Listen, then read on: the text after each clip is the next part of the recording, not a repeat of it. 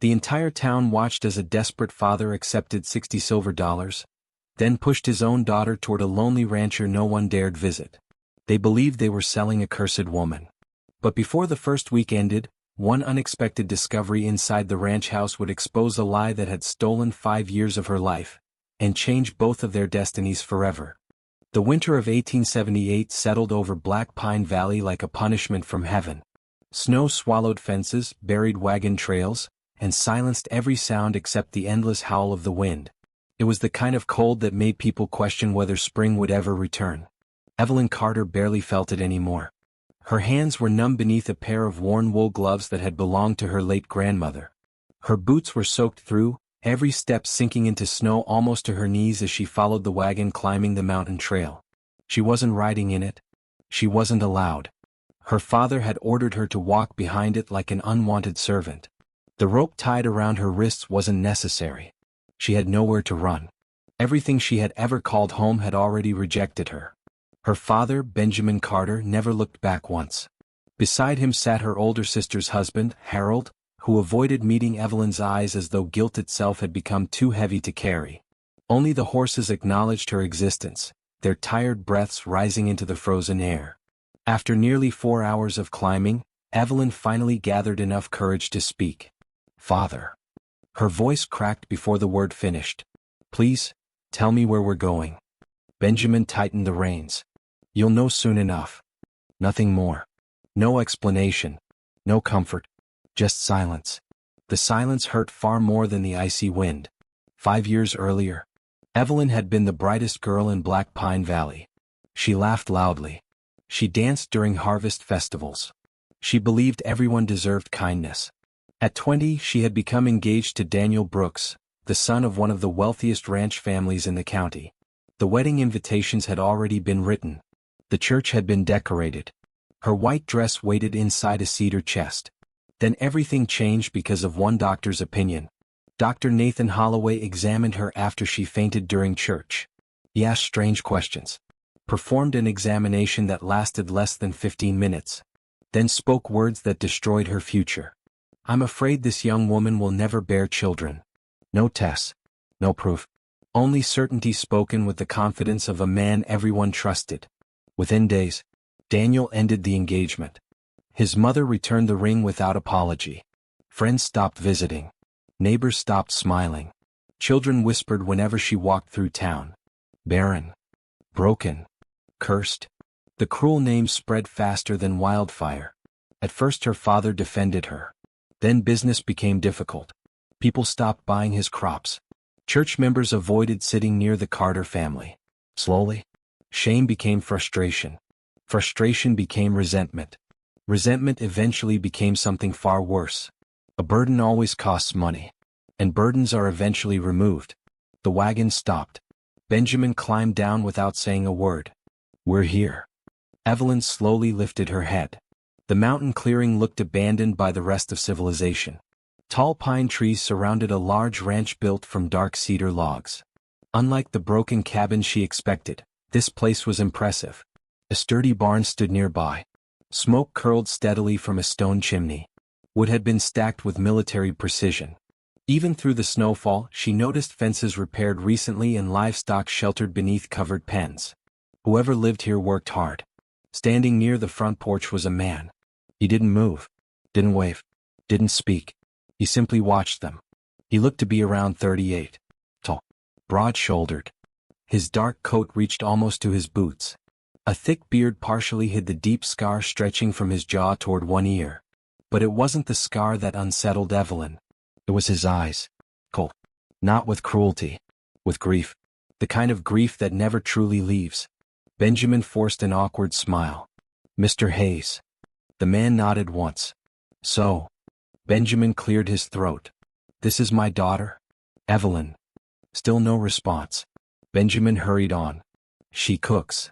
Cleans. Can sew. Knows livestock. Works harder than most men." Every sentence sounded less like introducing his daughter, and more like describing equipment for sale. Evelyn lowered her eyes. She had imagined many humiliations in life. None had prepared her for this. Finally the stranger spoke. His deep voice carried almost no emotion. "You came alone?" Benjamin nodded. As agreed. The rancher reached inside his coat. Evelyn instinctively stepped backward. Instead of drawing a weapon, he removed a leather pouch. Coins clinked softly. $60. Benjamin accepted it with shaking hands. He counted every coin. Twice. Not once did he look at Evelyn. Not once. The mountain seemed strangely quiet. Even the wind felt ashamed. Evelyn stared at the pouch. $60. That was the value of her entire life. She swallowed hard. "So?" Her voice barely escaped. "That's what your daughter is worth?" Benjamin froze. For one brief second. His shoulders trembled. Evelyn almost believed he might apologize. Instead, he slipped the money into his coat.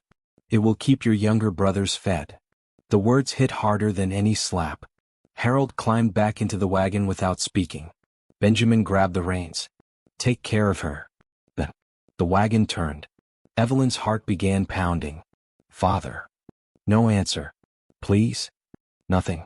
Please don't leave me here." The horses continued walking. Snow quickly swallowed their tracks.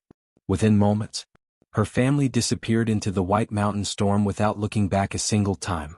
She stood completely alone. A stranger owned the only future she had left. Tears blurred her vision.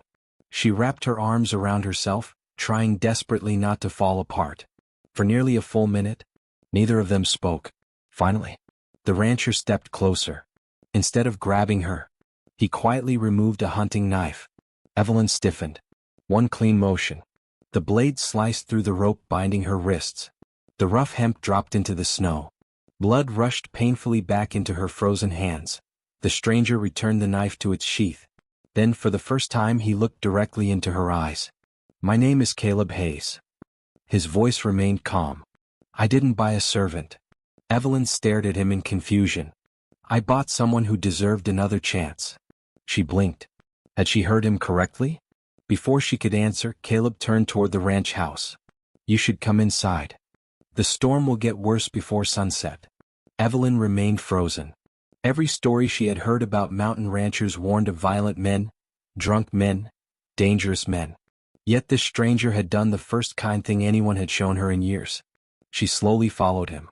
Neither of them knew that hidden inside the old ranch house was a dusty wooden box containing a bundle of forgotten letters, and one shocking secret that would prove the town's greatest accusation against Evelyn had never been true.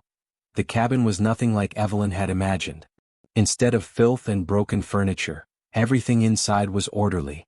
Firewood had been stacked neatly beside the stone fireplace. Every tool hung exactly where it belonged. Fresh bread rested beneath a linen cloth on the table. Copper pots gleamed in the warm firelight. The place felt lonely, but not neglected. Caleb removed his heavy coat and hung it on a wooden peg. "You can warm yourself." Evelyn didn't move. She remained standing beside the door, still expecting him to reveal the cruelty everyone had warned her about. Instead, he walked to the stove, filled a kettle with water, and quietly placed it over the fire. "You haven't eaten today." It wasn't a question. She looked away. "I wasn't hungry." Caleb glanced toward her trembling hands. "No. You weren't allowed." Those simple words nearly shattered the wall Evelyn had spent years building around her heart. He hadn't pitied her. He had simply noticed. Without another word, Caleb sliced thick pieces of bread and ladled steaming beef stew into a bowl. He placed everything on the table before stepping back. "Eat." "What about you?" "I already have." She wasn't sure whether to believe him. Still, the smell alone made her stomach ache. She realized she hadn't eaten since sunrise. Slowly she sat down. The first spoonful almost brought tears to her eyes. Real meat. Fresh vegetables. Warm bread. She couldn't remember the last time someone had prepared food simply because they wanted her to eat. For several minutes neither of them spoke. Only the crackling fire filled the silence. Finally Evelyn looked up. "Why?" Caleb frowned. "Why what? Why did you agree to this? You could have hired anyone. Why buy a woman everyone believes is cursed?" Caleb remained quiet. His gray eyes settled on the dancing flames. After a long silence he finally answered. "I never agreed to buy anyone." Evelyn blinked. "What?" "I sent word into town asking for a housekeeper." A widow with children. An older woman. Someone who needed work. He sighed deeply. Your father arrived instead. He said he had someone. He said if I paid him $60, you'd belong here. Evelyn felt sick. My father. Caleb nodded once. I realized what he was doing the moment I saw you. Then why didn't you refuse? His answer came quietly. Because if I had, he would have taken you back. She understood immediately. Back to the people who no longer wanted her. Back to whispers. Back to humiliation. Back to a life where every sunrise reminded her she was unwanted. I thought, Caleb continued, that living here would at least give you a choice. A choice. When spring comes, you can leave. The words stunned her. I can? You owe me nothing. You'll earn wages while you stay. If you choose another life later, I'll drive you into town myself. Evelyn stared at him. You're serious? I don't make jokes about freedom. For the first time in years, someone had offered her something without asking for anything in return. She looked away before he noticed the tears forming again. The following morning began before sunrise. Evelyn woke to the smell of coffee. Caleb was already outside. Through the frosted window she watched him repairing a broken fence while snow continued falling around him. He worked alone, quietly, patiently. Not once did he stop to rest. She wrapped herself in a shawl and wandered through the cabin. Everything had a purpose. Nothing expensive. Nothing unnecessary. Yet every room carried traces of another life. A delicate blue teacup. An embroidered tablecloth. Pressed wildflowers inside a Bible. A woman's touch. She stopped beside a small shelf. There, resting beneath years of dust, was a framed photograph. A smiling young woman stood beside Caleb. She held a baby wrapped in a white blanket. Both were laughing. Before grief entered their lives, Caleb walked inside carrying firewood. He noticed where Evelyn was looking. My wife. His voice remained steady. Her name was Sarah. And your son? Jacob. What happened? He carefully placed the wood beside the fireplace. Winter fever. We lost both of them in the same week. The room fell silent. I'm sorry. So was I. There was no bitterness in his voice. Only exhaustion. The kind that never truly leaves. Over the next several days, an unexpected routine formed. Caleb repaired barns. Fed horses. Checked cattle. Evelyn cooked. Cleaned. Mended clothes. For the first time in years, nobody criticized how she folded blankets. Nobody counted how much food she ate. Nobody reminded her she had failed as a woman. Caleb barely spoke. But every small kindness mattered. When she carried heavy water buckets, he silently took one. When she forgot gloves, he left his spare pair outside the kitchen door. When she burned her hand on the stove, he quietly wrapped it with clean bandages before returning to work. Never asking questions. Never expecting gratitude. Slowly, the fear inside Evelyn began melting. 5 days after arriving, a violent snowstorm trapped them inside. The wind slammed against the cabin hard enough to shake the walls. Branches snapped outside like gunshots. Caleb secured every window before stacking more wood beside the fire. We won't be going anywhere today. Evelyn nodded. She spent the afternoon organizing shelves in the storage room. Most held ordinary supplies. Flour, salt, lantern oil, tools. Then, she noticed an old cedar chest pushed beneath the stairs.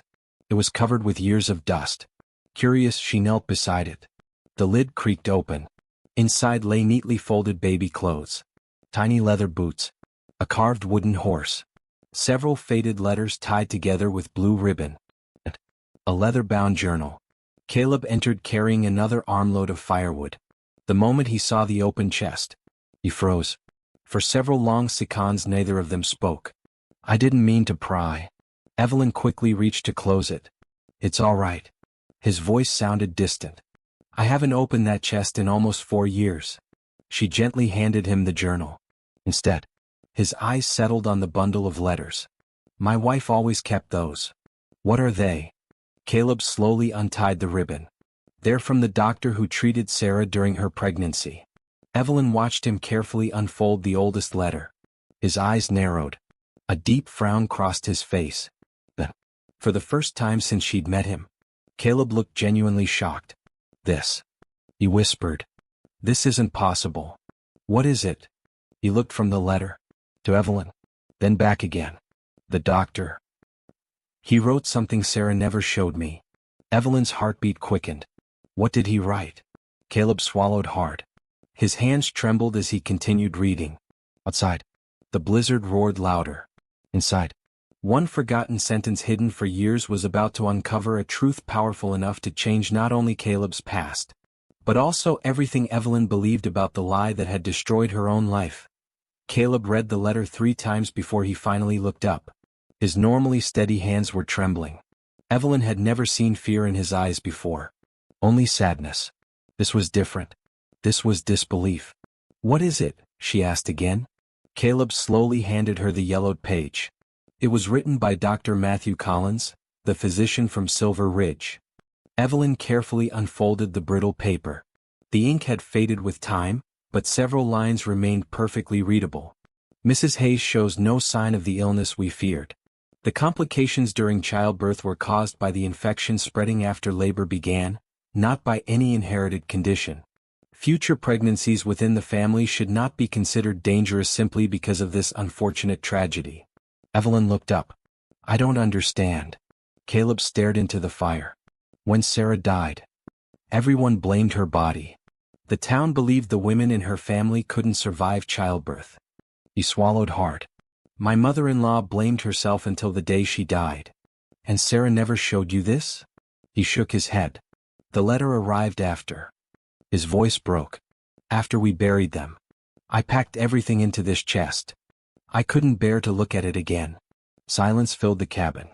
Outside, snow battered the windows. Inside, 2 broken people sat surrounded by proof that lies could survive long after truth had been forgotten. Evelyn slowly folded the letter. It's strange. What is? My whole life was destroyed because one doctor claimed I could never have children. Caleb nodded. And my wife's family suffered because another lie was allowed to live. He looked directly at her. Maybe people don't love the truth. They love certainty. Even when it's wrong. The storm trapped them inside for another 2 days. Without chores outside, time moved differently. They played checkers using an old wooden board Caleb had carved years earlier.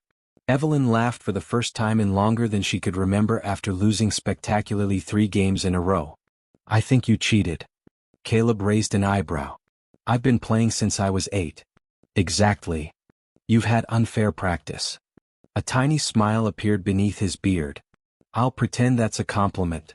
The smile disappeared almost as quickly as it came. But Evelyn noticed. And somehow, seeing that small expression felt like watching sunlight break through heavy clouds. That evening the storm finally calmed. The wind faded into silence. Caleb climbed onto the porch to inspect the damage. Moments later, his expression changed. Evelyn. She hurried outside. A large pine tree had fallen across the northern fence. Several horses were running loose beyond the pasture. I have to bring them back before dark. I'll help. No. You don't even know where they're headed. I can learn. They'll head toward Miller Creek. She crossed her arms. Then let's go. Caleb sighed. You don't give up easily. I had 5 years of people telling me to quit living. I'm done listening. For the first time. He laughed. It wasn't loud. It wasn't long. But it was real. All right. We stay together. The snow reached almost to their knees as they followed fresh hoofprints through the forest. The afternoon sky turned pale silver. Everything seemed peaceful. Until the horses suddenly bolted. What happened? Caleb's expression hardened. He pointed toward the ridge. Wolf tracks. Fresh ones. There are at least 4. Evelyn's heartbeat quickened. We should go back. They're between us and the ranch. He unslung the rifle from his shoulder. Stay behind me. The forest became eerily quiet. No birds, no wind. Only distant growls. Then, movement. A gray wolf stepped between the trees. Another appeared behind it. Then another. Their yellow eyes locked onto the frightened horses. Caleb slowly raised the rifle. Don't run. He whispered. If you run, they'll chase.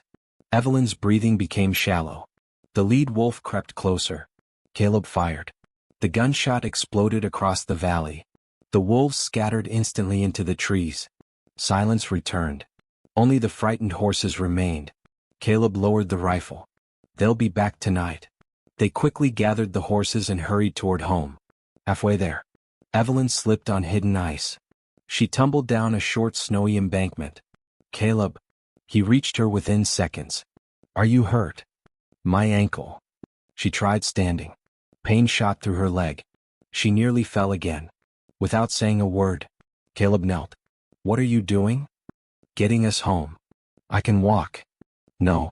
Before she could protest, he lifted her into his arms. She instinctively wrapped one arm around his neck.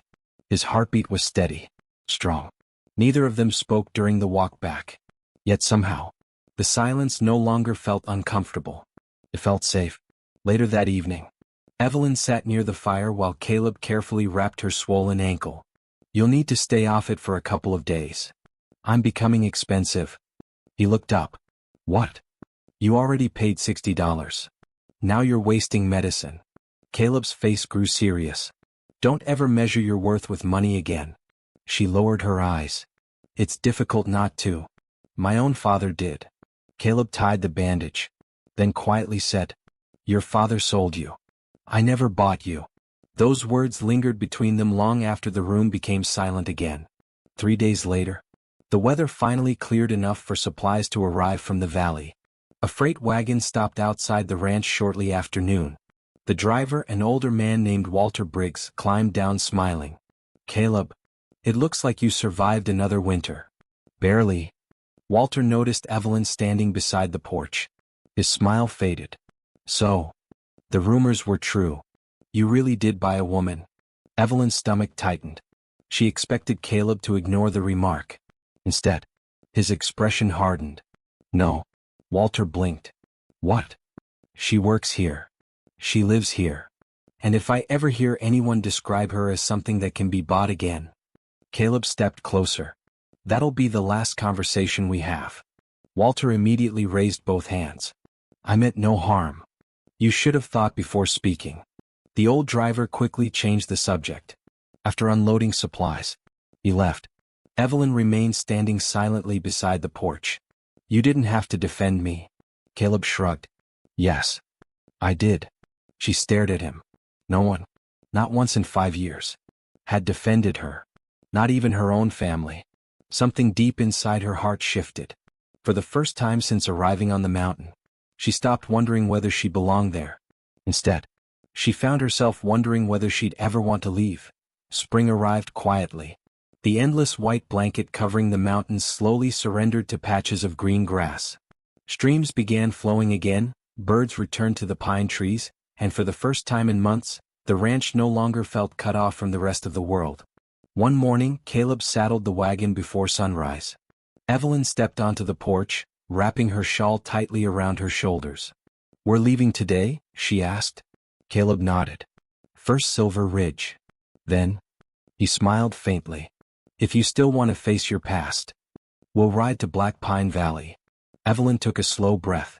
I've wanted this day for 5 years. The journey to Silver Ridge took nearly 2 days. Unlike the small clinic in Black Pine Valley, Silver Ridge had a proper medical office with trained physicians and modern equipment for the time. Dr. Eleanor Brooks greeted them warmly.